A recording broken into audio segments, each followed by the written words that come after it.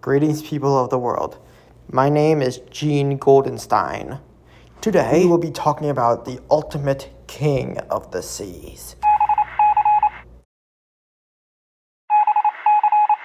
The fish of the underworld, or we like to call it le fish, is a highly optimized hybrid shark designed to dominate the Atlantic Ocean and to eventually fight Goji Industries' hybrid Vex.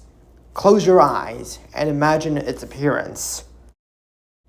Think of the fish as a highly optimized mako shark monster with teeth similar to tiger sharks, but just as terrifying and fast. This large predator is a natural-born killer even before it leaves the womb. We had to deal with cannibalistic baby sharks with fully developed teeth. We at Gold Science Inc. have to deal with the animals living in their exact environment, that being the Atlantic, Pacific, and Georgia Aquarium. With that out of the way, let's talk about the firstborn, the fish, and its life as king of the Atlantic. Or at least, from our point of view, the fish was created in an artificial womb in August 7th, 2020. However, we were not expecting the fish at all to be this aggressive. We know it had bull shark DNA for its aggression levels, but we wouldn't expect to be this aggressive even before birth. It killed almost all except for 6. One of them being the current monster of the Pacific, Poseidon. We named all of our hybrids, by the way. Then it happened. On August 30th, the fish was the first one to be born, followed by these other 6. 6 of them were sent out elsewhere, either in the Georgia Aquarium, while Poseidon lives in the Pacific.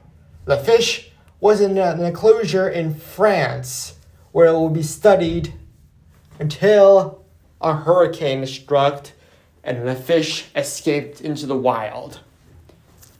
We lost contact with the fish until a year later in 2021, where the fish was a teenager killing tuna.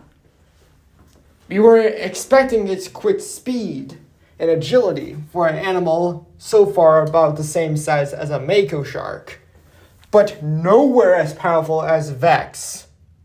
Not yet. Currently, as of now, the fish has not encountered Vex and likely never will, but when they do encounter, this will be messy. Years later, in the year 2024, the fish has reached its full potential earlier than expected. I mean, sharks do have a long lifespan, especially the fish, but quick growth was not intended. And yet it worked. The fish has reached adult size. We were so excited, we actually sent divers to investigate the fish in its environment. However, that first dive was also a tragedy, when the fish has ripped a man in half and ate him. We have yet to fill the fine provided by the family of that diver. This behavior of human-shark interactions will be repeated over time in the fish's life. And we are not happy about it, simply because the fish has caused so many shark attacks as of now in 2025. We couldn't even describe the details because, well, it's a mess.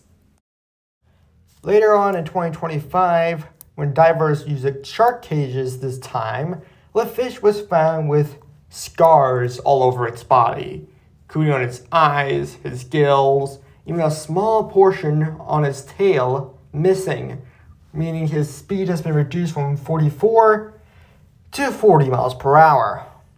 but still dangerous regardless, and not to mention fast. We currently don't know who or what caused the scars on the fish, but we have likely suspected one of Goji Guy's hybrid, likely Vorn or some other creature we don't know, likely an orca, a great white, or maybe, one possibility, it could have been Poseidon. But that is unlikely, since Poseidon and its sibling, the fish, are living in the Pacific together. The fish is entirely alone. He will be alone. Currently, Vex is in the Baltic Sea, and the fish is in the Gulf of Mexico, or what Americans call nowadays the Gulf of America. If these two were to come out of the Baltic Seas or the Gulf, we will experience who will earn the crown as the ruler of the Atlantic. But for now, at least, the fish is the monarch of the Atlantic Ocean.